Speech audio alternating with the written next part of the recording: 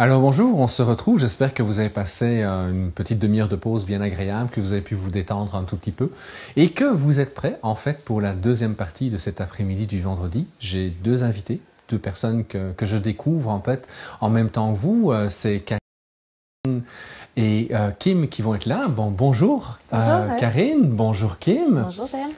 Je suis bien content de vous accueillir en fait ici pour ce petit atelier où en fait on va explorer deux cadres d'enfants qui sortent généralement en fait de ce qu'on a l'habitude. Tu sais, tu as la moyenne, souvent tu as la courbe de Gauss avec les enfants qui se comportent de manière entre guillemets normale, mais est-ce que la moyenne est normale? Ça, c'est une question qu'on peut se poser. Mais on a aux extrêmes deux types d'enfants qui vont amener des défis bien souvent aux équipes éducatives parce qu'ils vont réagir parfois hors normes. Malheureusement, on a eu trop tendance, je crois, même si je suis très à l'aise dans le monde médical, je crois qu'on a eu trop tendance à utiliser des diagnostics médicaux pour pouvoir décrire en fait leur réalité, alors que ce sont simplement des enfants qui vont apprendre différemment. On parle des enfants qui ont des troubles de l'apprentissage, avec toi Karine, et on va parler d'enfants qui ont des plus de, d'habileté, je veux dire, au niveau, pas nécessairement au niveau des apprentissages toujours cognitifs, mais en tout cas, il y a une aisance, en fait, ou un besoin de stimulation qui est très particulier avec les enfants qu'on appelle à haut potentiel. Exact. D'accord?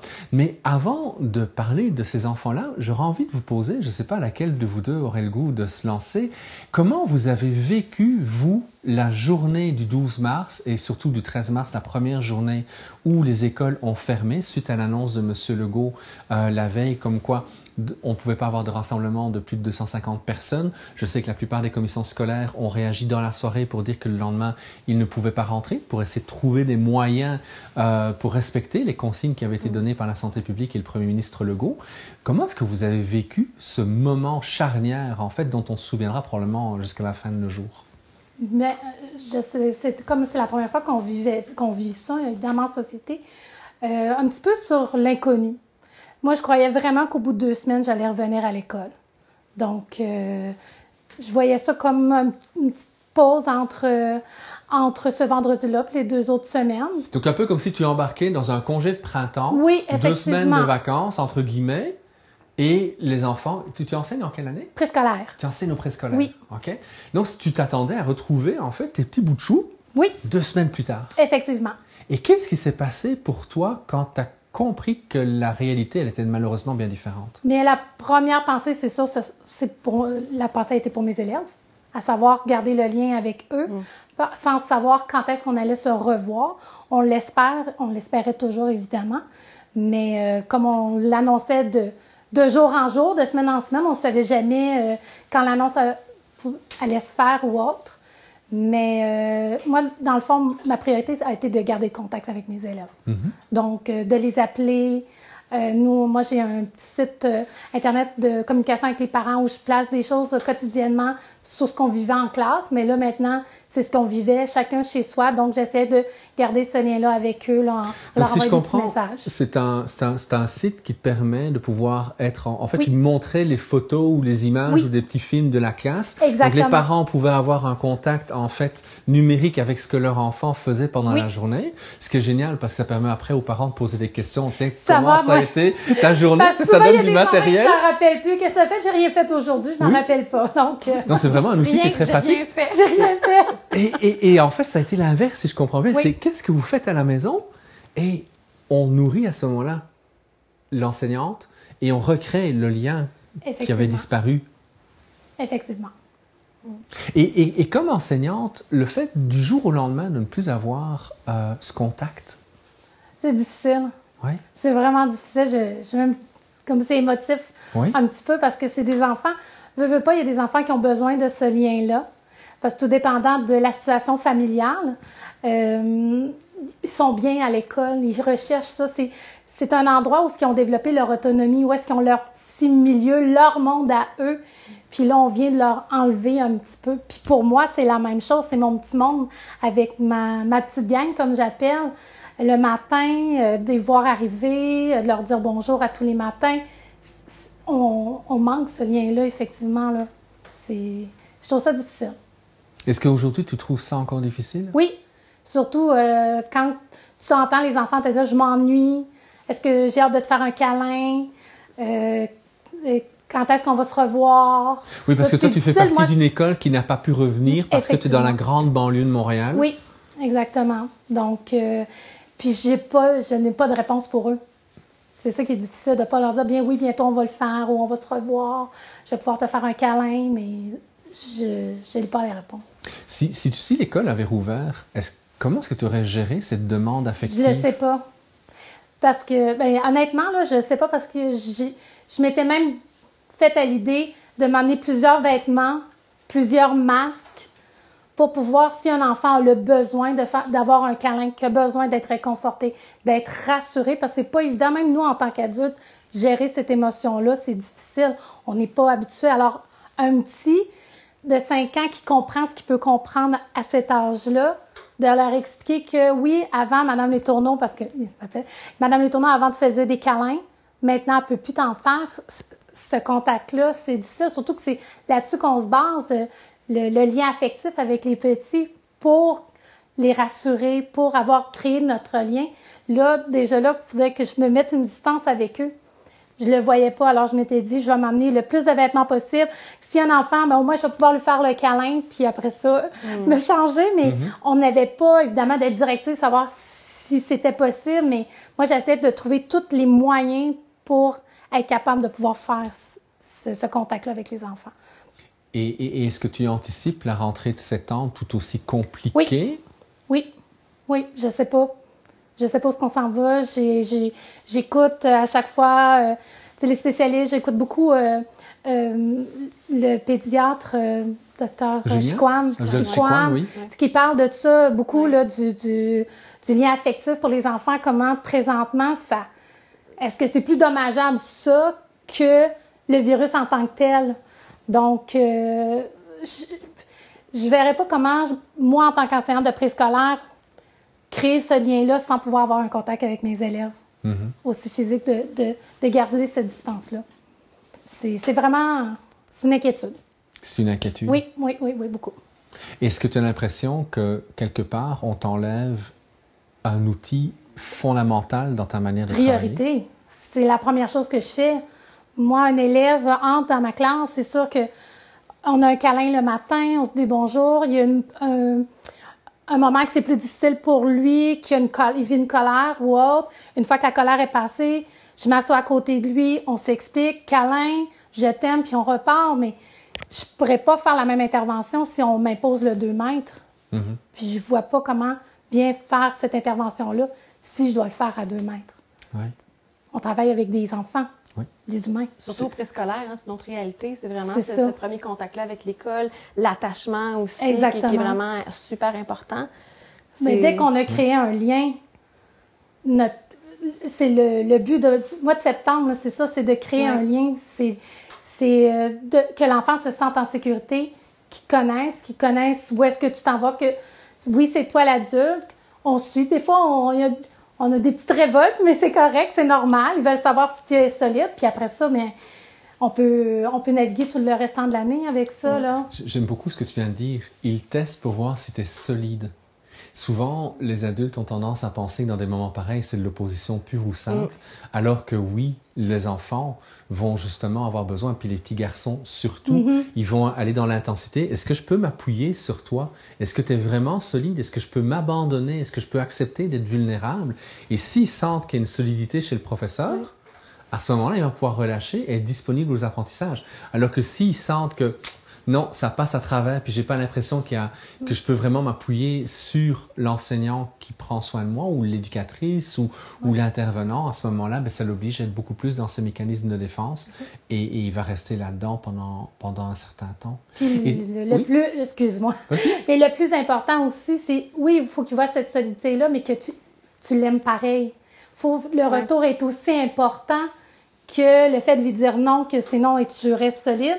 Mais après ça, d'aller le voir, une fois que la colère est passée, qui est ouvert, qui est prêt à t'écouter, de lui dire que tu l'aimes. Puis que c'est pas lui le problème, c'est ce qu'il a fait. Oui. je t'aime toi, mais j'aime pas le comportement. Exactement. Comme il faut enlever du langage des enfants. Lui, il est méchant. Non, il n'y a pas d'enfant méchant. Il n'a pas fait le bon choix, par contre. Il n'y a pas d'enfant méchant. Là, on est là pour l'aider, justement, à faire ce bon choix-là. Puis souvent, une des problématiques, c'est que, tu sais, on est tous des humains. Donc, si on arrive puis on est peut-être un petit peu plus fragile une journée, on peut prendre un comportement qui va sembler être de l'opposition, comme quelque chose de bien personnel contre nous, tu sais. Alors qu'on le dit, on le nomme, il faut se rendre compte que, justement, ce comportement-là, c'est pas juste un comportement, c'est un comportement qui répond à un besoin. Et le besoin de, est-ce que je peux, justement, m'appuyer sur toi? Est-ce que je peux te faire confiance? Est-ce que je suis en sécurité avec toi? Tu sais, fait que c'est de sortir de ça. Tu sais, qu'on prend souvent personnel en tant qu'enseignant, des fois, certainement. Parce que chacun, on arrive avec notre bagage, nous aussi, le matin, notre famille, nos enfants, des fois, coopèrent plus ou moins, tout ça. Donc, on arrive avec ça. Alors, c'est de se dégager de ça et de dire, OK, c'est pas contre moi, c'est pour répondre à son besoin. Mais quel est ce besoin-là? Plutôt que de toujours juste regarder le comportement dans qu'est-ce qui se passe dans l'action. Exactement. Puis toi, Kim, comment est-ce que tu as vécu cette période, justement, transition, parce que tu n'as pas une classe déterminée présentement, tu es dans un projet d'écriture? Exactement. Fait que moi, j'ai vécu de façon très privilégiée, un peu en recul. Et quand je dis privilégiée aussi, c'est que j'étais en écriture à la maison, donc télétravail déjà. Moi, j'étais déjà très habituée à vivre comme ça. Alors, j'ai eu la chance de voir, de voir mes enfants, en fait, dans toute leur autonomie. J'ai vu ça un peu comme une opportunité dans mon cas parce que ça me donnait cette chance-là de voir, bon, mais comment ils vont se débrouiller, comment ils vont arriver à gérer leur horaire. Puis moi, mes enfants sont un peu plus vieux, donc c'est une autre chance aussi. Ma fille est en 5e année, puis mon garçon est en secondaire 2. Okay. Donc, 10 et 13 ans. Je me mélange tout le temps parce que leur anniversaire bientôt, là, on dirait que ça... Donc, ils sont quand même déjà très grands, très autonomes, mais de voir comment ils allaient faire pour s'organiser, moi, ça m'a vraiment... je sais pas, c'est comme si je les avais vus grandir d'un coup. Parce que quand ils sont à l'école, on n'a pas cette chance-là, justement, on l'a nommé tantôt, de voir ce qu'ils font, alors que là, c'est sous nos yeux. Donc, oui, moi, j'ai bien vécu cette transition-là, puis j'ai la chance d'avoir des enfants qui ont eu une direction d'école qui s'est organisée très rapidement. Alors, tout de suite après les 2 semaines, tout était déjà mis en place, le bateau était prêt à partir, donc ils n'ont pas senti ils n'ont pas senti rien de négatif, se sont pas sentis non plus mis de côté. Tu sais, je sais qu'il y a des élèves pour qui ça a été plus difficile parce qu'il y a certains enseignants qui avaient reçu des consignes différentes. On appelle pas, on communique pas. Donc, puis il y a même des enfants d'une même famille, des fois, un prof appelait, l'autre se faisait pas appeler. Non, donc, tu sais, dans leur petit cœur, des fois, ils peuvent avoir vécu ça de façon différente, alors que les miens, tu sais, ont eu cette chance-là de tout de suite être pris en charge, être encadrés, puis OK, on continue, on rame ensemble, malgré la distance, on est capable. Donc j'ai trouvé ça beau de voir à quel point on peut être flexible, puis à quel point aussi, tu sais, les enfants, souvent, on va dire, nous, les profs, ben là, on n'a pas de formation, on n'a pas été outillés au niveau de la technologie. OK, mais les enfants non plus. Puis les enfants, on leur dit, ben go, rembarque tout de suite. Puis souvent, on est tellement dans la rapidité du quotidien qu'on oublie des fois cet aspect-là. Alors, quand on regarde ça par un petit pas de recul, moi, je trouve ça très beau de voir à quel point tout le monde a été capable de ramer encore ensemble, malgré... Même les petits. Oui. Rapidement, ils ont... Les très petits, hein? Oui. À maternelle, on fait des rencontres virtuelles, puis je croyais avoir besoin souvent du parent derrière eux, puis pas du tout. Ils sont capables de mettre le micro à mute, puis le remettre, lever la main pour prendre leur temps, pour prendre leur droit de parole. Donc, oui, même les petits. C'est un autre apprentissage aussi, hein. Tu sais, on parle de l'école en tant qu'apprentissage. L'école de la vie, c'est ça aussi.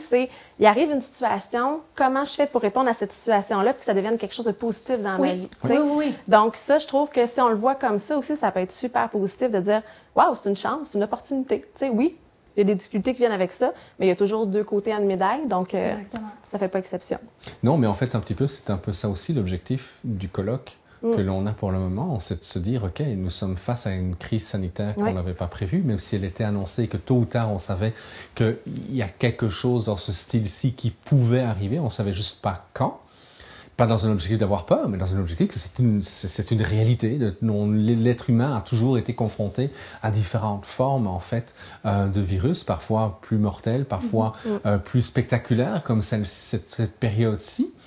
Mais ce sont des opportunités de transformation. Alors, quelque part, comment est-ce que vous voyez justement, Karine, t'intéresses beaucoup aux enfants en difficulté d'apprentissage. Oui. Kim, tu t'intéresses beaucoup aux enfants qui ont un haut potentiel. Est-ce que tu reprends une classe en septembre? Ben là, l'écriture de mon livre est retardée à cause du contexte de la COVID. Puis je commence une maîtrise aussi en septembre, un peu en lien avec les enfants justement à haut potentiel. Donc possiblement, oui, que je vais prendre une classe. J'ai pas ce qui arrive présentement, ça me fait pas peur justement parce que moi je vois ça comme une opportunité et je vois aussi ce qui se passe comme une réflexion aussi sur l'éducation parce que si on parle d'élèves doués, bien sûr il y a des élèves doués qui ont des difficultés, alors ça il faut pas l'oublier, hein, des fois cet élève-là peut être en échec scolaire aussi, mais l'élève doué qui fonctionne bien à l'école actuellement avec l'école à distance, on lui permet enfin de respecter son rythme d'apprentissage, alors que des fois justement il va développer un certain ennui si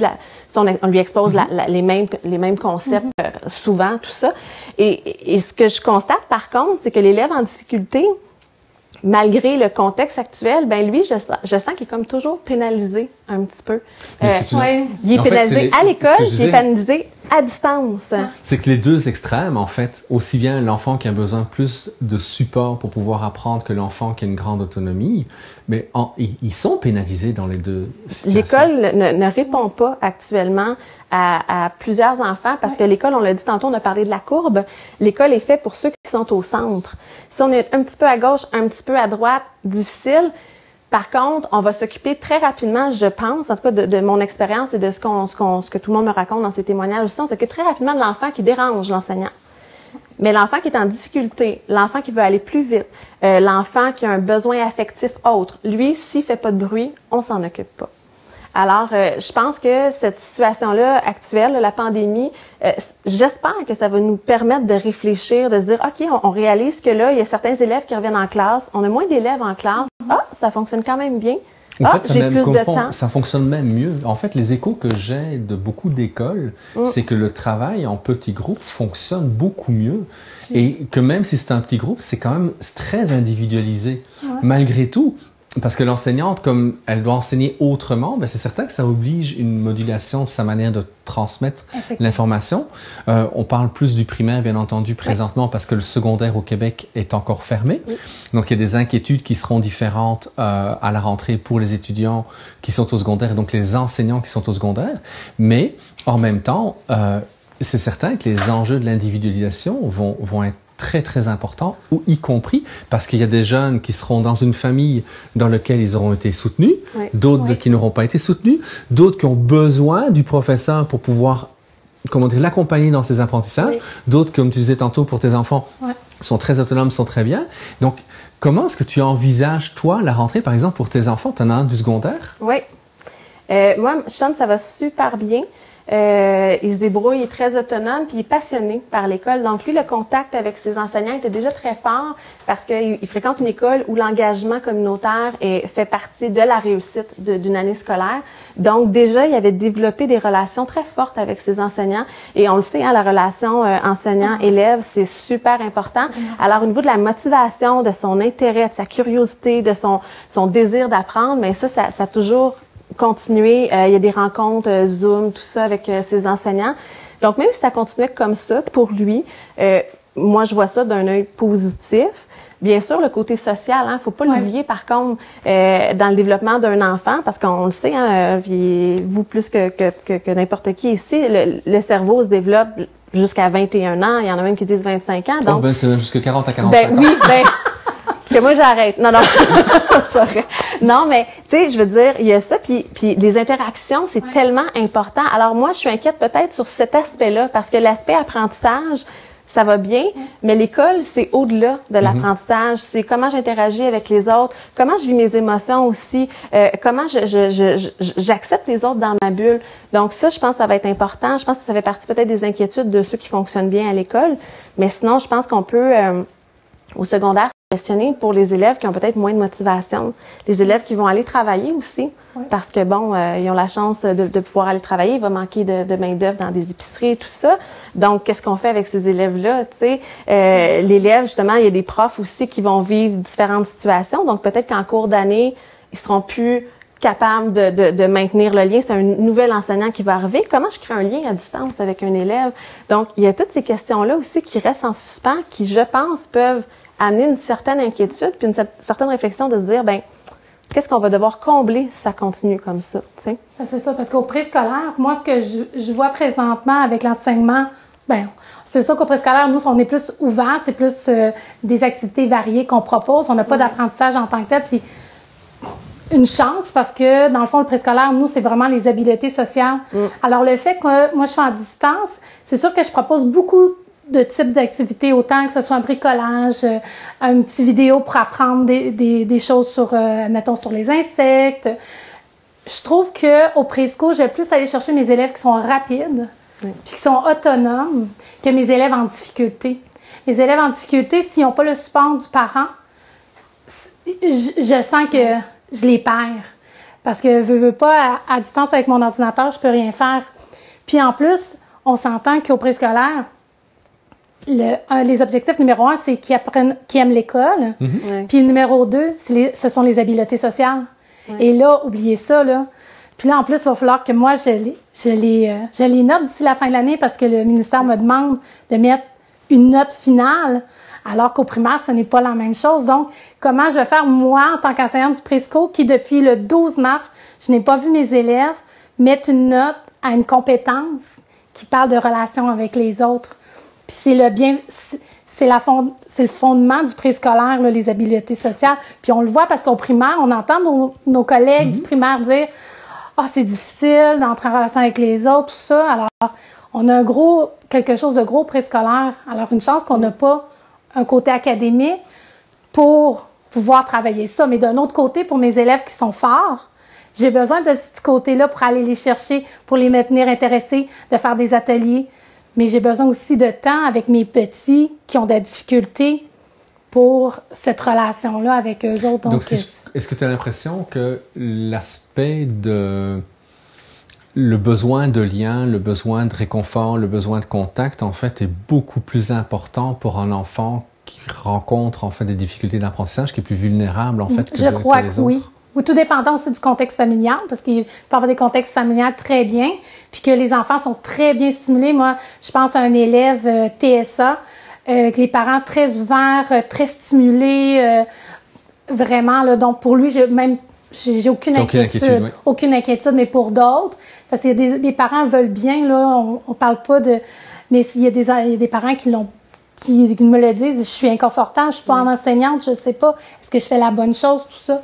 Puis les enfants, ils ont besoin du contact humain, puis ils ont besoin souvent d'être hors contexte pour essayer des choses différentes, de ne pas être dans la maison. Ce que je veux dire, là, c'est être en Mais en fait, c'est parce qu'il faut tout un village pour construire. Tu sais, on commence à l'entendre de plus en plus, cette phrase qui nous vient d'Afrique, mais quelque part, c'est une réalité. Je dis, l'ensemble des figures sont importantes pour permettre à l'enfant de commencer à déterminer qui il est, ce qu'il a envie de faire et comment s'impliquer dans sa vie. Il faut qu'il soit en contact avec d'autres. Oui.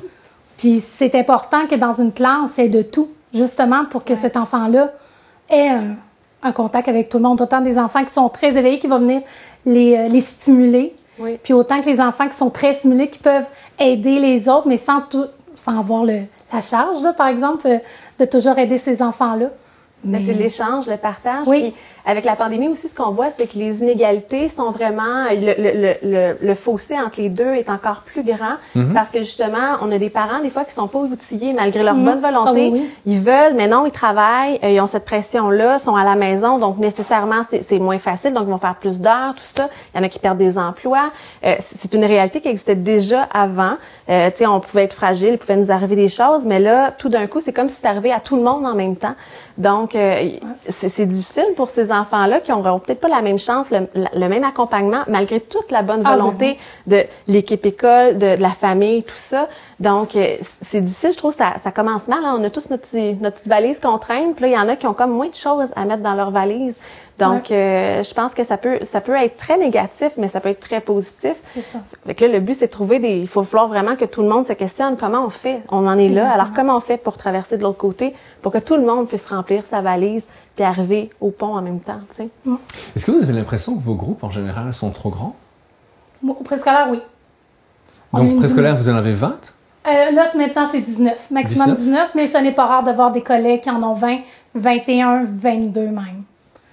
Puis c'est sûr qu'il y a l'autre aussi, il y a des collègues qui en ont 12 ou 13 ou 14. Donc, oui, c'est parce que je trouve qu'on manque de temps.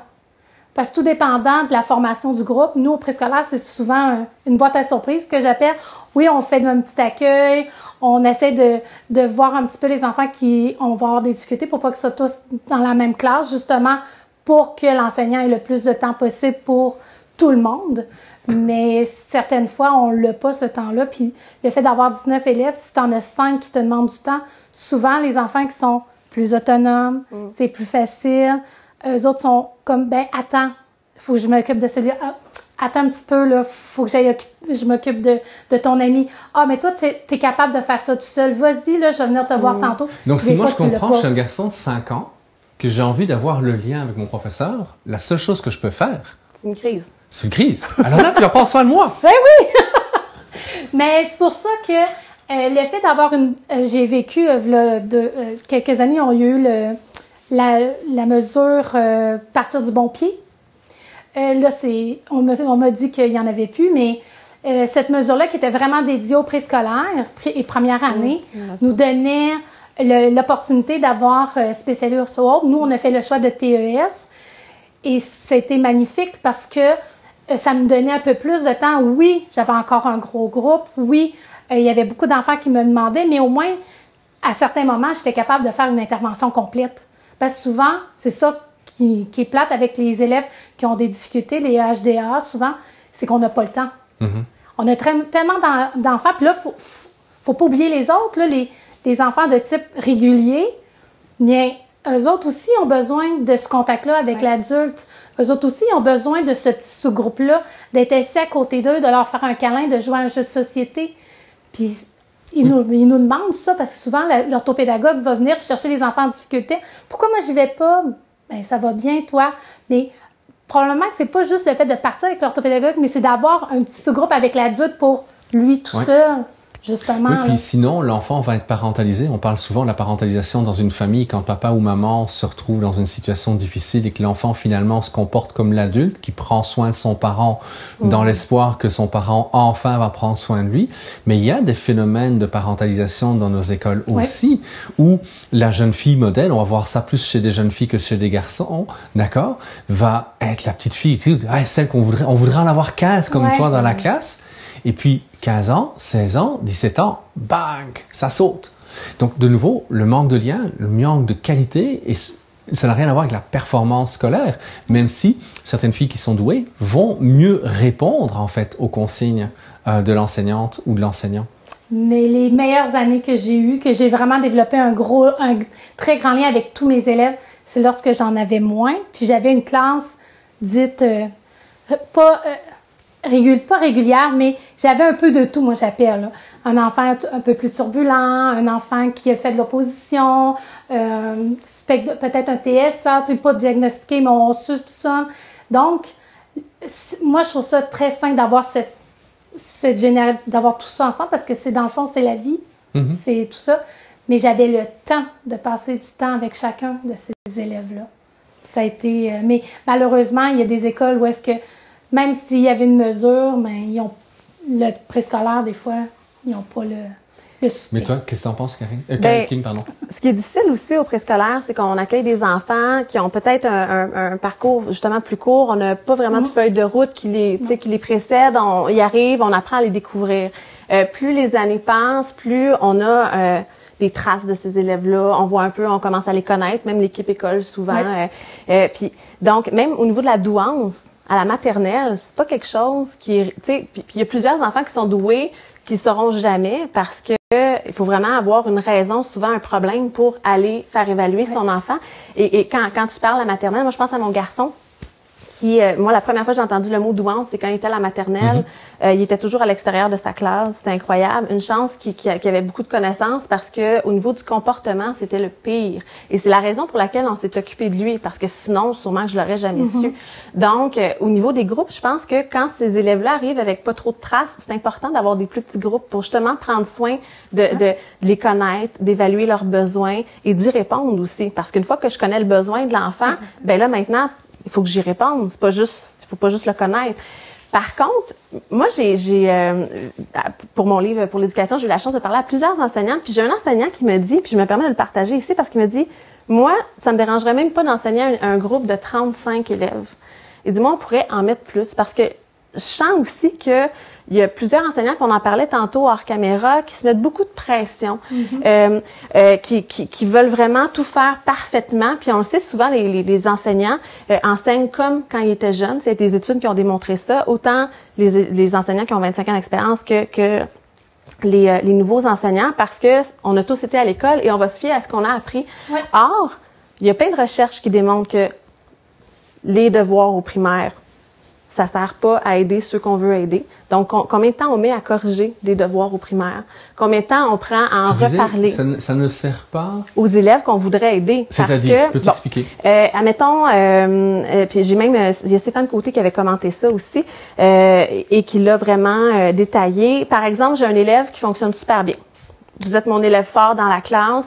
Je vous donne un devoir, là, vous faites « Ah non, je l'ai fait 42 fois, des additions, je suis capable. » Vous arrivez chez vous, vous dites « L'école, c'est plate, il faut encore que je fasse ça, mais vous êtes bon, ça va vite, 5 minutes, c'est fini. » J'ai mon élève qui arrive le matin, qui trouve ça déjà difficile d'aller à l'école parce qu'il trouve... On n'y a rien diagnostiqué, mais mon Dieu que c'est difficile pour lui, les additions en colonne, il comprend pas, il mélange les chiffres. Et là, il faut qu'il arrive chez lui le soir, parce que sa mère vient le chercher à 6h moins 5 à la garderie quand ça ferme à 6h. Il arrive chez lui, à peine le temps de souper, il faut qu'il fasse des devoirs. Alors, il essaie de faire ses devoirs, ça prend 1h30, 2h, il chicane avec ses parents, tout ça. Finalement, quand il remet le devoir, souvent, c'est soit remis tout croche, taponné, ou bon, hein, on le sait, on a des élèves comme ça, où il le trouve pas, il l'a perdu. Et là, dans le fond, le lien qu'il va avoir tissé avec son enseignant, c'est « T'as pas remis ton devoir encore, mais t'auras pas d'argent scolaire cette semaine, parce que quand vous remettez vos devoirs, vous avez de l'argent scolaire. » Donc, l'enfant qui va être en difficulté va souvent être pénalisé. L'enfant qui réussit bien le devoir va absolument rien y apporter. Puis l'enfant moyen, ça va rien changer qu'il fasse un devoir ou pas. Et encore là, même l'enfant en difficulté, des fois, va se faire expliquer par ses parents, mais une mauvaise méthode. Donc, des fois, il va désapprendre qu'est-ce qu'on souhaite lui apprendre.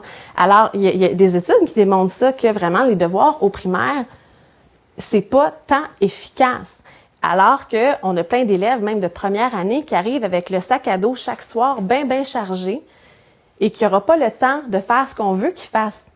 Avoir des interactions avec ses amis dans la rue, jouer, être heureux, avoir du plaisir, sourire, profiter de la vie. Donc, j'ai l'impression que oui, il faudrait des sous-groupes, il faudrait des plus petits groupes, il faudrait plus de ressources, évidemment, ça c'est un souhait, mais présentement, on est en pénurie.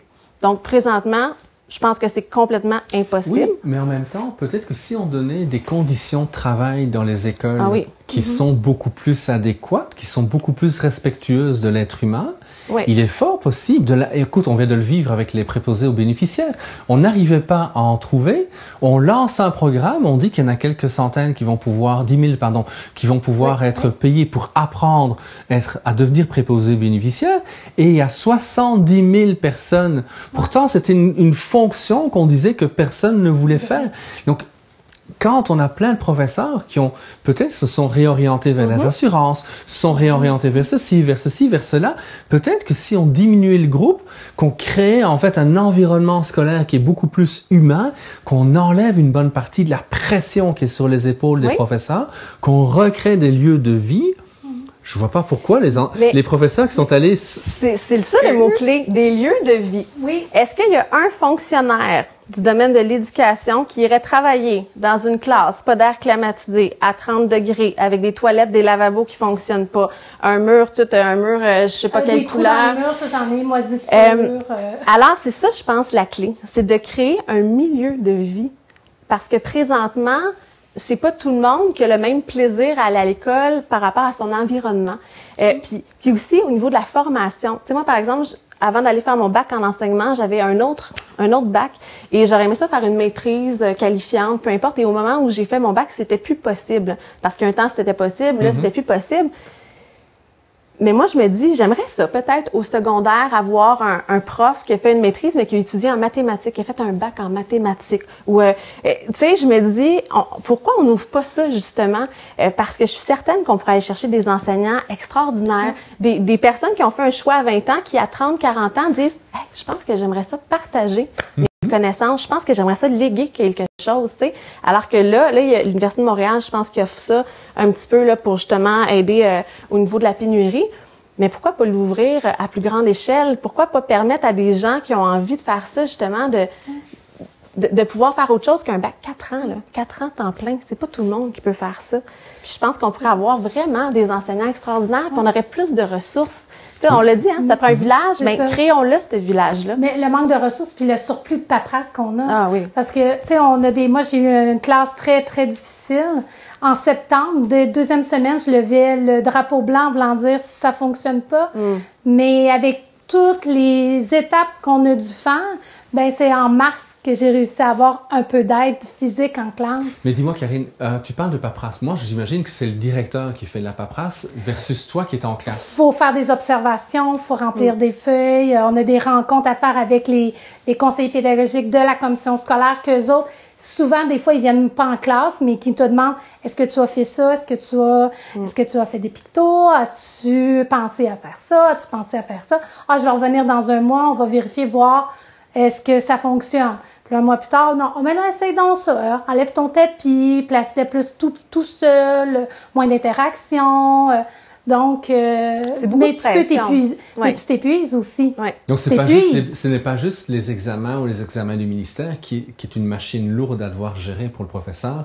C'est l'aspect administratif de suivi qui doit se faire, j'imagine, en dehors des heures scolaires. Puis, c'est effectivement, parce que souvent, comme les enfants à HDA, bien, on reçoit des pédiatres nous envoient des formulaires, le psychologue, on a tout ça à remplir.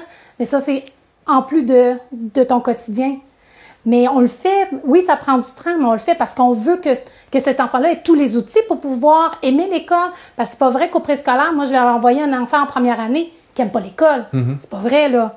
Ça peut pas arriver. Donc, faut tout mettre en place, mais ça prend du travail, ça demande beaucoup de rencontres, de remplir des papiers. Alors que si j'avais quelqu'un avec moi à 16 élèves, 18 élèves, mais j'ai une personne avec moi presque à temps plein, mais j'ai le temps de pouvoir m'asseoir avec cet enfant-là, de bien observer, genre le temps de discuter avec lui pendant que l'autre personne est en charge, ce qu'on fait souvent lorsque j'accueille des stagiaires. Tu sais, ce petit moment-là. Mais pour moi, c'est une logique clinique. Même pour les adultes, parfois, je n'ai accès à un certain nombre de secrets ou même de comportements, ou simplement parce qu'ils fument du pot, et ça va leur prendre 5, 6, 7, 8 séances avec moi avant d'affirmer que, même si c'est légal, parce que il y a quelque chose qu'ils ont de la misère à nommer. Donc, s'il n'y a pas de confiance qui est là avec l'enseignant ou avec l'aide ou avec un petit groupe, de se sentir, tu sais, dans un environnement qui permet vraiment pas nécessairement un cocon, parce que je crois que les enfants, ils ont besoin qu'on leur permette d'explorer, mais en même temps, les lieux qu'on leur permette d'explorer, comme le Roi de la Montagne, on l'interdit. On interdit de plus en plus les modules dans les écoles. Mais bouger. De bouger, ça devient anormal. Il faut toujours avoir un enfant qui bouge beaucoup. Ah, ben là, il n'arrête pas de bouger. Ben, moi, je l'envoie dans mon vestiaire. Va me faire 20 sauts, 20 sauts dans la plus vite possible. Comment tu es capable d'en faire? Je compte jusqu'à 10. Et juste ça faut passer, aller dans le corridor, court 2-3 fois, revient en classe, l'enfant est plus posé, on est capable de continuer. On n'a pas besoin de dire reste assis sur ta chaise pendant une minute. Au contraire. Bouger, on bouge. Ben non, puis à l'écoute de son besoin. Ben c'est ça. Puis il faut pouvoir le faire. Je peux pas aller le faire courir dans le corridor si je suis seule. Sauf si tu as une trampoline dans la classe. Ah, mais je sais pas les assurances s'ils permettent les trampolines. C'est vrai, tu as entièrement raison. Si ce n'est pas les assurances, ça pourrait être la CNESST. Et là, on retombe dans la gestion administrative d'une école qui est déconnectée probablement d'une bonne partie de la vie sur le terrain.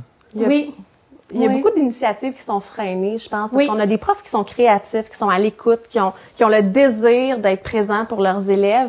Mais quand tu te fais couper les ailes plusieurs fois parce qu'on dit « Oh non, parce que la vis, il faut qu'elle soit à telle hauteur, fait que ça fonctionne pas. » Ou « Non, telle chose, tu peux pas rentrer ce mobilier-là. Non, il faut tant de chaises, tu peux pas changer avec un banc. » ben c'est qu'un moment donné, tu te dis, je fais tout, là, j'essaie vraiment de m'impliquer pour répondre aux besoins, pour pas voir ça comme un comportement, mais être disponible pour cet enfant-là. Et là, finalement, on dit toujours, c'est pas possible.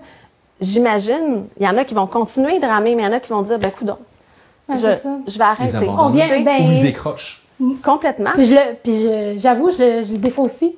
Je vais abandonner. Dans le sens que je me dis, je fais tous ces efforts-là, mais j'ai pas d'aide.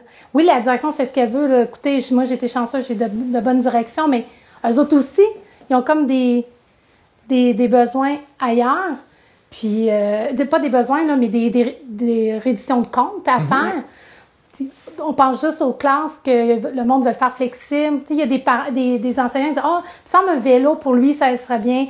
Cet enfant-là, il a vraiment besoin d'une chaise. » Mais on n'a pas de budget, on se fait dire « Mais on n'a pas de sous. » C'est triste. On n'a pas de sous. Donc, souvent, les enseignants vont prendre de leur poche pour pouvoir agrémenter un peu leur classe, pour essayer de, comme des jouets, nous, scolaire, les budgets sont pas très gros. Alors, j'ai déjà vu une année 125 $ de budget pour acheter des jouets renouvelés, des jouets de classe. On s'entend qu'au Presco, c'est pas beaucoup. Donc, on amène les jouets de nos enfants de la maison, on fait les ventes de garage. Les livres jeunesse. Tu sais, moi, j'ai chanceuse, j'ai des centaines et des centaines de livres jeunesse que j'apporte de la maison, mais c'est pas tout le monde qui a cette chance-là. Moi, j'ai acheté 8 bancs, là, tu sais, les petits bancs, là, je perds le nom, là, mais qui bougent. C'est mon argent à moi, tu sais, parce que je me suis dit, cet enfant-là, il joue après sa chaise, tu sais, il y en a plusieurs qui s'arrivent comme ça. Donc, c'est quoi son besoin? C'est juste de gigoter. Parfait, je l'entends plus. C'est réglé dès le début. Mais si j'ai pas ces sous-là, si j'ai 20 ans, là, puis que je sors de l'université, là, ça se peut que je puisse pas faire ça. Donc, c'est difficile, je pense, dans le contexte actuel de répondre aux besoins. Mais je pense qu'il y en a plusieurs qui se mettent une pression aussi, puis il faudrait accepter qu'on fait notre possible. Puis le lendemain, qu'est-ce que je vais faire encore? Ben, je vais faire mon possible. Donc, chaque jour, de juste se dire, aujourd'hui, ça a été quoi? De quoi je suis fière? Ben ça, super, je suis contente, tu sais, pour garder notre monde. Puis peut-être, puis là, je sais que le temps défile, mais peut-être de copier un peu des modèles qui fonctionnent ailleurs. Tu sais, je sais qu'il y a des aides enseignants dans différentes provinces.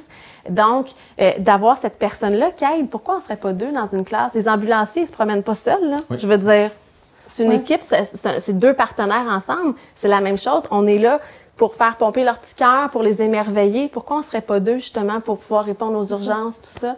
Donc, et c'est là qu'une individualisation des apprentissages qui va autant répondre aux besoins d'un groupe d'enfants qui ont un peu plus de difficultés que les enfants qui ont besoin de plus stimuler sur le plan intellectuel vont à ce moment-là trouver leur assise.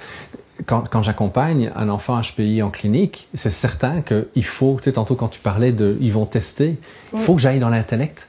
Parce que s'ils sentent que là, ils peuvent aller jouer sur « Hey, je suis capable de tenir », ils vont me manger dans la main par après. Et là, je vais pouvoir parler de leur comportement. Et c'est un peu la même chose pour le professeur, de pouvoir arriver. Mais ça demande à ce moment-là du temps. On revient avec la notion du temps. Mais si on s'occupe de 2-3 enfants qui ont besoin de ce type de stimulation-là, à ce moment-là, on a besoin de quelqu'un d'autre. Ou alors d'individualiser. Et peut-être que le numérique qui est rentré un peu involontairement dans les écoles publiques à cause de la pandémie, c'était plus courant de les avoir dans les écoles privées. Peut-être que le numérique peut devenir à ce moment-là éventuellement quelque chose d'utile parce qu'il va répondre, occuper entre guillemets ou accompagner pour peut-être les élèves ou certains élèves pendant un moment. Pendant ce temps-là, ça peut dégager le professeur. Mais il faut faire attention à ne pas faire l'occupationnel aussi. Non, c'est ça qui arrive, tu sais. Puis il faut voir aussi, on doit voir l'éducation comme une priorité, puis comme un investissement. Parce que l'argent qu'on investit aujourd'hui dans les ressources en éducation, c'est ce qu'on va économiser dans quelques années. Donc, c'est sûr qu'on est avec des gouvernements qui sont là aux 4 ans, sont là pour nous séduire, pour qu'on vote pour eux. Mais il va falloir, en tant que société, en tant que parents, en tant que professionnels, de se dire, ben l'éducation, c'est une priorité. Puis on le voit dans le monde actuellement, ce qui se passe. Il se passe des choses horribles, causées par la haine, par un manque de connaissances, tout ça. Donc, je pense qu'il va falloir se dire à un moment donné, bien, qu'est-ce qu'on fait? On priorise l'éducation, on répond aux besoins, puis on arrête de perdre nos enseignants qui ont tellement envie d'être là pour permettre à nos élèves de s'envoler. Tu sais? Effectivement. Alors, Karine, je vais te remercier d'avoir passé ce 45 minutes avec nous. C'est très, très apprécié. Merci. Merci beaucoup de nous avoir partagé ton expérience terrain. Merci. Kim, je te remercie tout autant. Merci. C'est très, très précieux. Je vais en profiter, en fait, pour vous signaler que Kim a écrit un livre. Je vais le prendre dans mes mains. Voilà. qui s'appelle Comprendre la douance, en fait, donc où tu parles justement des enfants dits HPI. Oui. Puis en fait, c'est vraiment pour en finir avec le mythe du génie à qui tout réussit, parce qu'on a souvent tendance à croire que l'enfant doué est en réussite partout, fonctionne bien partout. Alors on a voulu venir balancer pardon, le tout en disant, oui, il y en a pour qui ça va super bien, mais il y en a d'autres qui fonctionnent autrement. Donc, de dire, n'oublions pas qu'avant tout, l'enfant doué est un enfant, donc il a les mêmes besoins que les autres, de se sentir aimé et tout ça. Donc, c'est un livre qui propose aussi des pistes de solutions avec les élèves, mais aussi pour les parents, pour les professeurs, tout ça. Oui, puis ça peut être inégal. Moi, j'ai commencé à me comprendre seulement à la fin de ma première maîtrise, on appelle ça en Belgique un postgraduat, parce que j'ai toujours eu soit la moyenne, soit le max, mais rien entre les deux. Ouais. Et c'est assez tard, je dois avoir 24-25 ans, où là, je me suis dit, ah ok, quand on me demande simplement de rendre la matière, ben, pourquoi est-ce que je ferais un effort? Ben, je te rends la matière, tu sais. Par contre, tu me demandes, hey, je te stimule, je te lance un défi. Là, à ce moment-là, je vais fonctionner. Mais je peux comprendre que j'ai fait enrager mes professeurs pendant des années parce qu'ils ne pouvaient pas comprendre ça. D'accord? Et justement, l'individualisation de l'apprentissage va probablement nous permettre de mieux répondre, le temps, avoir des groupes moins élevés, plus de disponibilité pour que les enseignants et les équipes éducatives accompagnent les enfants pour faire en sorte, en fait, qu'ils puissent embarquer dans la vie avec leurs ressources et potentialiser leurs ressources, parce qu'il n'y a pas que les ressources intellectuelles. On a besoin de maçons, on a besoin de puéricultrices, on a besoin d'un paquet de gens qui n'ont pas besoin d'aller à l'université, qui ont peut-être mieux gagné leur vie d'ailleurs. Puis un enfant doué peut être intéressé à aller là aussi. Oui. Ça se peut qu'il y ait un moteur, on peut avoir un moteur de Ferrari puis préférer prendre son vélo. Là. Donc, je veux dire, il faut comprendre ça. Puis le besoin de sens qu'ont les enfants doués, ben ça peut aussi répondre à un enfant en difficulté qui dit, ben j'ai pas l'intérêt pour faire ça, mais là, je comprends pourquoi, alors je vais le faire. Donc, cette individualisation-là va permettre de la différenciation puisqu'on se rend compte que des besoins individuels sont quand même plus présents dans chacun des élèves qu'on a. Donc, voilà. Alors, Kim, merci beaucoup. Merci. Merci à toi. Karine, merci à toi. Merci. Je vous souhaite une belle fin de journée. Puis, moi, je vais continuer le colloque, mais vous allez être devant votre écran pour la suite des opérations les 2 prochains jours. Donc, je vous quitte pour ce segment. On se retrouve dans le prochain, dans quelques secondes. À bientôt.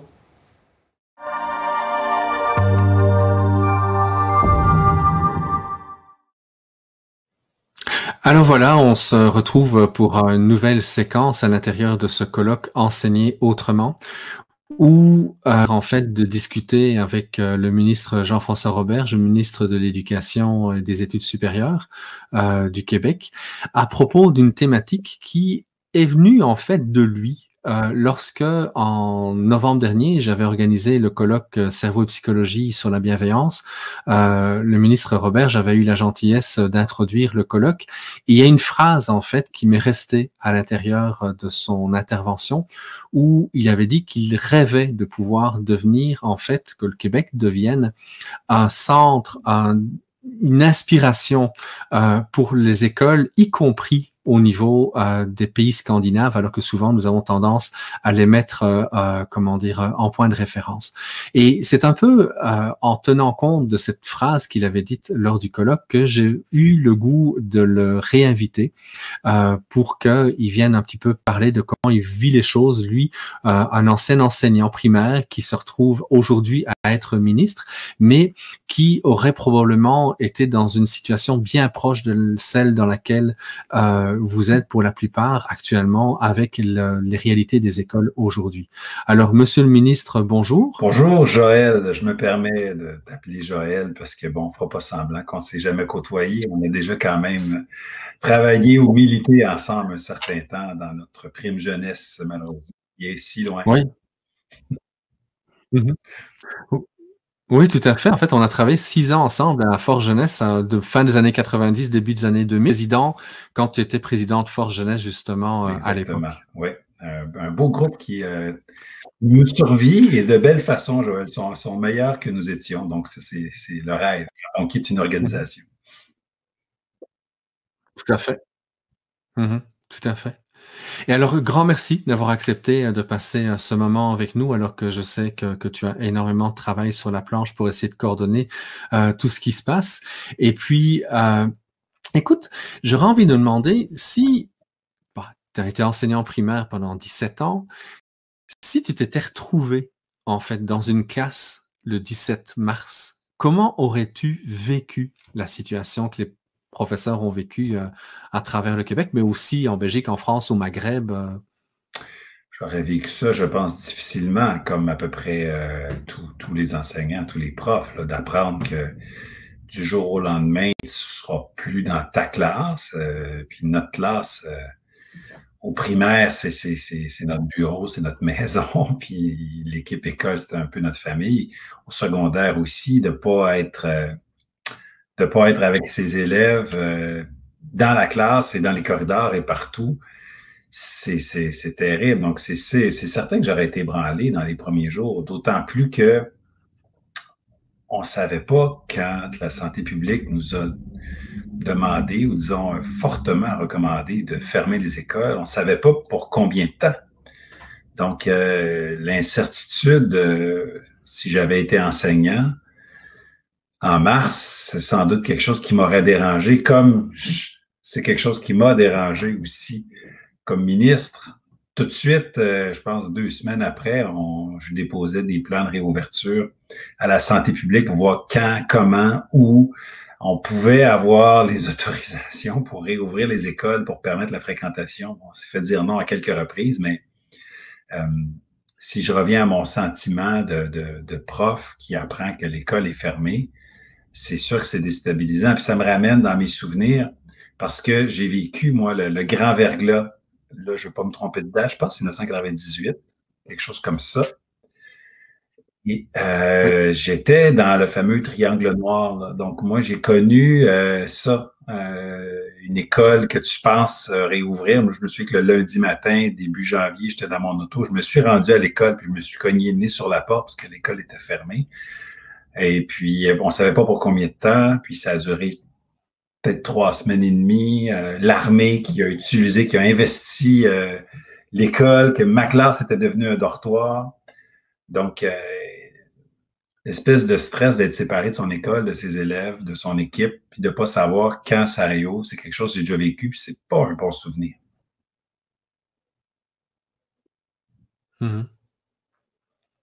Est-ce que, comment est-ce que toi, en tant qu'enseignant, tu aurais réagi dans les jours qui suivaient au niveau des contacts avec les élèves? C'est certain que j'aurais essayé. Est-ce que pour toi, c'était important parce que tu as quelque part créé? C'est sûr que j'aurais essayé de reprendre contact, mais en même temps, c'est pas évident dans les premières journées, dans les premières semaines, parce que comme professeur, bon, de la maison, on a accès au courriel, donc au courriel des parents, mais on n'a pas nécessairement de la maison les numéros de téléphone des enfants. Puis, il y a une partie de chance, hein. Si le vendredi, tu avais amené ce fameux vendredi où on annonçait de fermer les écoles, si comme professeur, tu avais déjà ramené chez toi tes manuels, ben, tu es peut-être mieux équipé, mais sinon, tu n'avais pas besoin de ramener tes choses cette fin de semaine-là, tu ne les avais pas. Donc, c'est sûr que j'aurais voulu reprendre contact le plus rapidement possible avec mes élèves, mais en aurais-je eu les moyens dans les premiers jours? Pas nécessairement. Mais ça, c'est vrai que c'est un élément auquel je n'ai absolument pas pensé, en fait, c'est que si les professeurs, comme ils n'ont pas pu retourner dans les écoles, ils n'avaient pas le matériel pour faire le suivi à distance de leurs enfants, de leurs élèves. Non, mais non, c'est ça l'affaire. C'est que, bon, certains ont des ordinateurs, mais certains n'en ont pas un pour chaque membre de la famille. Certains avaient peut-être apporté le portable de l'école à la maison, parce que je sais qu'il y a des écoles où on prête les portables, on outille les profs, mais c'est inégal la situation. On était dû pour une vraie mise à jour, puis on va la faire, mais reste que si on se reporte en mars, c'était très inégal. Et donc, il y a des gens qui ont appris le samedi qu'ils ne rentraient pas à l'école lundi, qui n'avaient ni portable, ni liste de leurs élèves, ni vraiment moyen de les contacter, ni manuel, ni cahier. Et même chose pour les élèves. Les élèves étaient partis, n'avaient pas nécessairement amené dans leur sac à dos tout leur cahier, leur manuel. Je sais même qu'il y a des élèves qui avaient laissé à l'école leurs orthèses, là, puis leur paire de lunettes. Là. Donc, C'était comme, Mhm. c'était comme partir pour aller au cinéma puis revenir, puis il y a eu une inondation. Là. Donc là, tu n'es pas prêt à ça. Là. Est-ce que tu penses que comme les écoles, en fait, ont commencé à fermer, en tout cas à annoncer leur fermeture dans le courant de l'après-midi du 12 mars, juste après l'allocution de M. Legault, quand il a demandé qu'on ne se réunisse pas à plus que 250 personnes, penses-tu que les écoles ont fait le bon choix à ce moment-là, malgré les inconvénients que ça a engendré? Je pense que tout le monde a fait au mieux pour prendre soin des gens. On était au début, là. Il faut vraiment se reporter à cette époque-là. Là. Je dis époque. En fait, ça fait quelques mois, mais la face du monde a tellement changé. Notre façon de penser, notre façon de se mouvoir en société, notre façon de voir nos amis, tout ça a changé. Probablement que l'entrevue, on la ferait dans le même studio ensemble, mais là, je suis dans la chambre de ma fille, tu sais, chez toi. Donc, ça donne une idée. Mais je ne peux pas porter un jugement négatif envers ceux qui, voyant le premier ministre qui dit de ne pas faire des regroupements de 250 personnes, on dit, ben là, pour demain, on va fermer l'école parce que les gens se disent, ben, comment je vais gérer la cour d'école? Il y a plus, une cour d'école, de manière classique, c'est plus que 250 personnes qui se regroupent. Certaines cafétérias aussi. Donc, je pense que tout le monde a fait pour le mieux dans les circonstances. La question, c'est, après le choc, comment on s'est réorganisé, comment on s'est réapproprié cette façon de faire-là dans les familles, dans les équipes écoles, de niveau professionnel. Il y a des leçons à tirer. Certains ont été plus agiles que d'autres, soit individuellement, soit en termes de culture d'école. Là, il y a des leçons à tirer. Mm-hmm. Et dans les souliers du ministre, comment tu vis ça? Parce que c'est autre chose. Enfin, déjà, pour moi, quand je parle avec les directions d'école, la gestion d'une école, c'est complexe, mais dans les souliers du ministre, où tu as 100 000 personnes et probablement 1 million d'élèves qui dépendent de toi, comment on gère ça? Et là là. Disons que depuis mon assermentation, comme en octobre 2018, je considère toujours que c'est mes élèves, en fait. C'est un peu comme quand j'enseignais. Quand j'enseignais, je disais carrément mes enfants. On sait bien que ce pas mes enfants, mais j'avais une relation personnelle avec eux. Là, j'ai évidemment pas une relation personnelle avec 1 million d'élèves, mais c'est sûr que je me sens responsable de la qualité des services qui sont donnés. Alors, il y a quelque chose de spécial quand on se sent responsable et qu'on est dans une situation d'impuissance.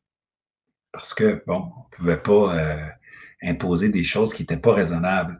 Je vais revenir peut-être sur quelque chose qui a été souligné, peut-être une erreur que je peux reconnaître, c'est quand au départ, sachant que les gens que les enseignants n'avaient pas nécessairement leurs outils, leur tablette, leur ordi, leur manuel, les coordonnées des parents, les coordonnées des élèves, sachant que les élèves n'avaient pas souvent les cahiers, tout ça, j'ai dit, ben là, c'est pour 2 semaines.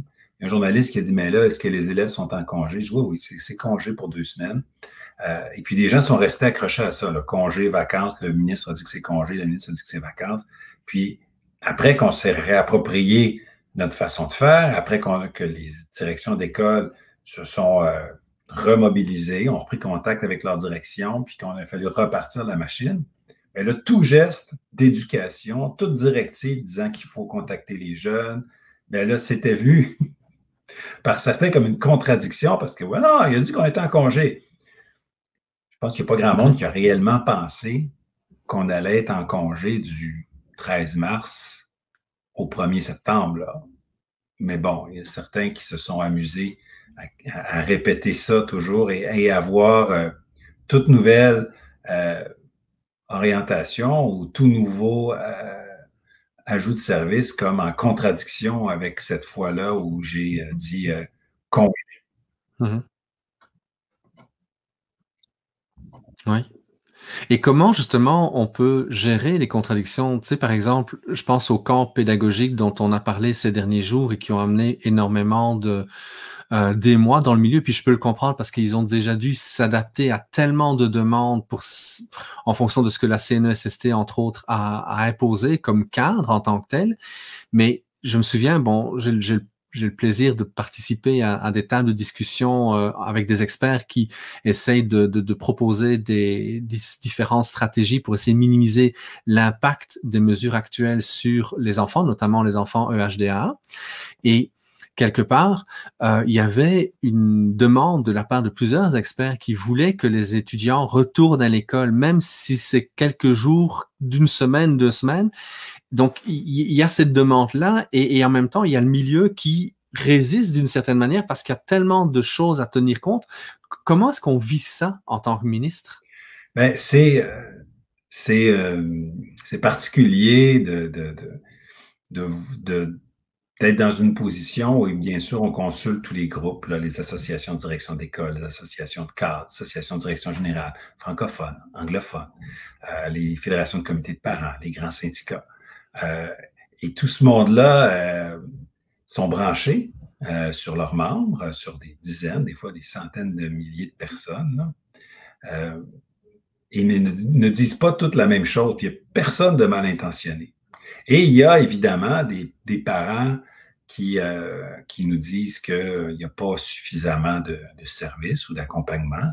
D'autres qui disent qu'il y en a beaucoup trop et qu'ils sentent une pression énorme. Il faudrait réduire la pression. Vous comprenez qu'il y en a pour tous les goûts. Ma préoccupation première, comme père de 2 adolescents, comme enseignant, puis comme ministre, c'est de dire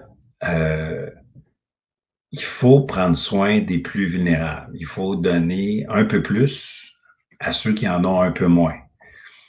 Et j'ai voulu le faire à plusieurs reprises, depuis mon élection, mais on va dire depuis le mois de mars, depuis le début de la pandémie. Mais je me suis fait souvent dire non, parce que les chiffres n'étaient pas assez bons côté de la pandémie. On n'arrivait pas à aplatir la courbe assez vite. On ne pouvait pas réouvrir des écoles. C'était vu comme des lieux de rassemblement. Même en petits groupes, c'était non au mois de mai. Puis des fois, on disait probablement dans 2 semaines. Et puis les gens se mobilisaient dans les écoles pour préparer ça. Puis après ça, on se faisait dire non encore. Donc, il y a eu, je vous dirais, des signaux de la part des partenaires dans des directions opposées. Puis, il y a eu beaucoup de temps avant qu'on ait finalement l'autorisation de la santé publique pour dire oui, on peut réouvrir des écoles fermées, des écoles primaires dans le Grand Montréal fermées, des écoles secondaires à la grandeur du Québec, mais en petits groupes et pour des élèves qui en auraient vraiment besoin, pour qui ça pourrait faire une différence. Moi, là, après des mois à lire et à voir qu'il n'y en avait peut-être pas assez, à savoir, parce que j'enseignais assez, je le sais dans les fibres de mon corps, savoir que pour certains élèves, le meilleur des enseignements à distance, ça pose problème. À cause de son âge, à cause de son niveau de maturité, à cause qu'il a un trouble du spectre de l'autisme ou qui est anxieux ou qui a un déficit d'attention. Donc, quand on me dit, vous pouvez maintenant faire des petits groupes avec des élèves vulnérables, on l'autorise enfin, c'est sûr que mon réflexe, c'est de dire au réseau, on doit faire ça, on doit saisir cette opportunité. Et on en a parlé avec des gens du réseau qui nous ont dit, Monsieur le ministre, imposez-nous pas ça l'été, parce qu'au départ, je disais, on va commencer là, puis pour l'été, on embauchera des professeurs qui sont peut-être à temps partiel, qui voudront, en étant payés, faire davantage de sous pendant l'été. On embauchera des étudiants dans les facultés des sciences d'éducation qui, plutôt que de travailler au Tim Hortons ou de recevoir la PCU pour être payé à la maison, Félix Leclerc qui a dit qu'il y a rien. La pire façon de tuer un monde, c'est de le payer à rien faire. Je me suis dit, tiens, on va créer de la richesse, on va donner l'opportunité à des étudiants des sciences d'éducation de travailler l'été. Donc, moi, au départ, j'avais dit aux acteurs, on va faire des camps pédagogiques, ça va commencer le plus vite possible, ça va continuer jusqu'à la fin août en fonction de ce que vous êtes capable de livrer, les locaux, etc. Il ne s'agit pas de dire que les profs n'ont pas de vacances, là. Et puis, on m'a dit non, on est épuisé, même coordonner ça, ça va être très difficile. Donc, même nous demander de l'organiser pour l'été, considérant toutes les considérations qu'on a eues, toutes les contraintes qu'on a eues, demandez-nous là en juin, puis on va le faire. Alors, je dis, bon, soit, voilà. On a envoyé une lettre un lundi, et là, manifestement, il y avait des gens qui n'étaient pas d'accord avec ce que d'autres nous ont dit. Et là, on s'est fait dire, voyons donc, c'était la goutte qui faisait déborder le vase, c'était la demande de plus. Et il a fallu ajuster. Mais j'ai ajusté. 48 heures plus tard, j'ai envoyé une lettre en disant, on peut en faire, mais ça ne sera pas obligatoire. Faites-le dans la mesure où vous êtes capable de le faire. Faites-le si vous avez les ressources pour le faire. C'était évident de toute façon qu'on ne pouvait le faire que s'il y avait des ressources. Mais disons que je comprends la réaction du réseau après 3 mois extrêmement difficiles, mais je m'explique mal que certains membres du réseau m'aient dit, ben, demandez-nous-le en juin, on va le faire. Puis après ça, disons dire que c'était une moins bonne idée. Vous savez, des fois, on prend le temps de consulter, mais l'écho n'est pas parfait, même en consultant. C'est ce que je vous dirais. Oui, tout à fait. Est-ce que tu as des doutes par rapport à la situation actuelle? Est-ce qu'il y a des choses qui t'inquiètent? Ben, c'est certain que je m'inquiète. Je m'inquiète pour les enseignants, pour tout le personnel qui s'est fait demander de faire des choses sans avoir tous les moyens. On leur demande de faire des appels, mais si on appelle à la maison, ça répond pas. C'est difficile. On se fait dire que c'est important de contacter les élèves, mais si à l'autre bout du fil, il y a moins d'intérêt aussi, on appelle dans une famille, puis que c'est une famille qui valorise pas trop l'école, c'est difficile. C'est difficile pour le personnel qui lui aussi vit la pandémie, qui lui aussi a des enfants qui se font appeler par des profs. Donc, ça m'inquiète pour la mobilisation, la motivation de tout le monde. Disons que je pense que tout le monde a hâte aux vacances, puis ça va faire du bien à tout le monde de repartir à zéro. Mais c'est sûr que ça a été une année difficile et j'ai enseigné longtemps. Au mois de juin, avec une année régulière, on va se le dire en bon québécois, on est brûlé au mois de juin. On est brûlé, on a donné ce qu'on avait à donner. Et là, on a eu une année beaucoup plus exigeante que les autres, donc je pense que le niveau de fatigue dans le réseau doit être très grand. As-tu des espoirs par rapport à tout ce qui se passe? Ah oui, par exemple. Ah oui, parce qu'il y a des opportunités, parce que j'ai reçu plein de témoignages de profs qui étaient fiers de leur coup. Il y a des profs qui m'ont envoyé leur planification pour dire, regardez comment on a réussi dans notre école à s'organiser. Regardez la vidéo qu'on a faite avec tous les élèves qui résument nos apprentissages. J'ai vu beaucoup de choses extraordinaires. Beaucoup de profs fiers. J'ai vu beaucoup de témoignages de parents satisfaits aussi. Depuis tantôt, j'ai l'impression qu'on est dans les difficultés, qu'on parle des défis puis de tout ce qui a peut-être moins bien été, mais ça reste à la marge. Puis j'ai reçu énormément de témoignages de gens contents, des gens qui me disaient « j'avais jamais utilisé Zoom, j'avais jamais utilisé Teams, mais maintenant, je suis capable de former quelqu'un sur cette utilisation-là. » Donc, il y a certainement des opportunités qui ont été saisies par énormément de personnes dans le réseau. Et comme il y a eu une cassure,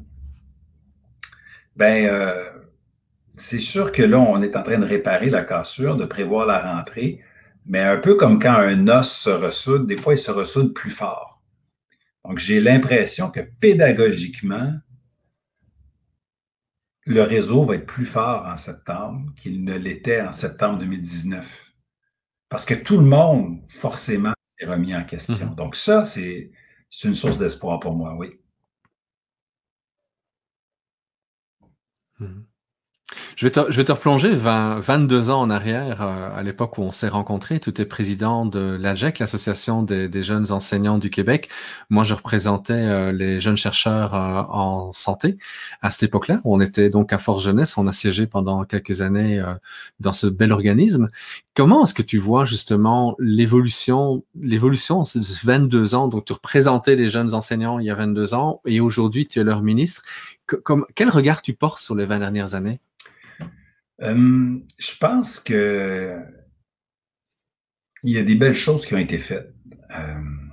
On a avancé, on trouve jamais qu'on avance assez vite. Puis d'ailleurs, c'est des gens qui trouvent jamais qu'on avance assez vite, qui maintiennent la cadence. D'autres après nous, certains avant nous, d'autres après nous vont continuer de faire ça. Mais je sens les enseignants, pas juste les jeunes enseignants, meilleurs que ce que moi j'étais quand j'ai commencé à enseigner. Puis je le mesure par les stagiaires. J'ai reçu énormément de stagiaires, là, pratiquement un par année. Je pense que les 2-3 premières années, je n'avais pas le droit, mais après ça, j'avais pratiquement un ou une stagiaire par année. Puis je les trouvais vraiment bons. Je les trouvais vraiment allumés. Je les trouvais innovants. Et puis ça, je trouve ça encourageant du point de vue des jeunes enseignants et de tous les enseignants, parce que sur 5 ans, sur 10 ans, là, on se contamine de bonnes pratiques, les professeurs, là. Donc, je suis assez encouragé par ça.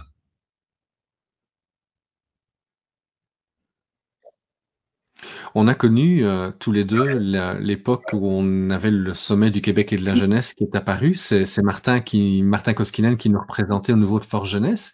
Mais quelque part, quand tantôt tu parlais d'espoir, d'opportunité, je retrouve une fébrilité, en tout cas moi dans ce que je fais, notamment dans les équipes écoles que j'accompagne par visioconférence depuis plusieurs semaines, par la création de ce colloque. J'ai l'impression qu'il y a quelque chose qui est en train de se passer et qui était déjà là il y a 20 ans et qu'on retrouve comme si le Québec s'était même presque endormi pendant quelques années. Et que finalement, cette crise qu'on frappe de plein fouet peut être porteuse, en fait, d'une amélioration du bien commun. Bien, je pense que depuis un bon 2 ans, sinon 3 ans, il se passe quelque chose au Québec. C'est comme si on avait eu un moment de pause, un moment de morosité. Il y a eu quelques années, ça transpirait en économie, en culture. Il y avait peut-être moins de fierté, la fameuse fierté d'être québécois. Et puis, j'ai le goût de parler du 1er octobre 2018, l'arrivée de mon parti à Coalition Avenir Québec, mais c'est pas nous qui avons créé ça. Je veux pas nous donner la paternité de ce réveil-là. Ça serait un peu fort, là, honnêtement. Mais je pense que ça a été un signe que beaucoup de Québécois ont voulu tourner la page puis voulu se redonner un nouvel élan. C'est comme si on s'était donné un élan avec la Révolution tranquille, puis un élan tellement fort qu'on a pu rouler dessus pendant quelques décennies. Puis à un moment donné, on dirait qu'on ne se rendait pas compte qu'on avançait sans moteur. On avançait à cause de l'élan précédent, mais il n'y avait pas de moteur. Il n'y avait pas d'énergie inhérente, de oomph. Et là, je sens au Québec que c'est pas, la fierté est là, il y a plus d'espoir. Bon, la pandémie nous a ébranlés, là, mais ça va rester un épisode. Oui, il va y avoir un avant, un après, mais ça va rester un épisode. Puis je suis convaincu que le Québec va passer comme un brise-glace à travers tout ça. Puis que l'élan qu'on s'est donné va demeurer, puis qu'on a un moteur, là. On n'est pas juste sur l'élan donné il y a 1 an, il y a 2 ans. Donc ça, je trouve ça encourageant. J'ai l'impression que la décennie 2030 va être une belle décennie pour le Québec, à plusieurs égards. En environnement aussi, d'ailleurs. J'ai dit... Allô? Jean-François? Jean-François? Ah, On me confirme qu'on a perdu le signal avec Jean-François. Je suis désolé. De toute façon, on était rendu en fait à la fin des questions que je souhaitais lui proposer pour ce premier échange. Donc, je le remercie. Je te remercie, Jean-François, d'avoir accepté de répondre à mes questions.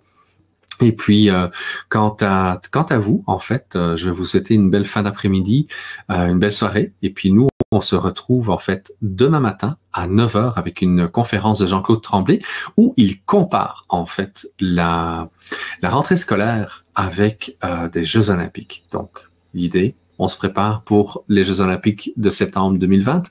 Et puis, on se retrouve donc demain matin avec les pistes de solutions que Jean-Claude et les autres invités vont nous proposer tout au long de cette fin de semaine. Je vous remercie beaucoup d'avoir été présent et puis on se retrouve donc demain matin.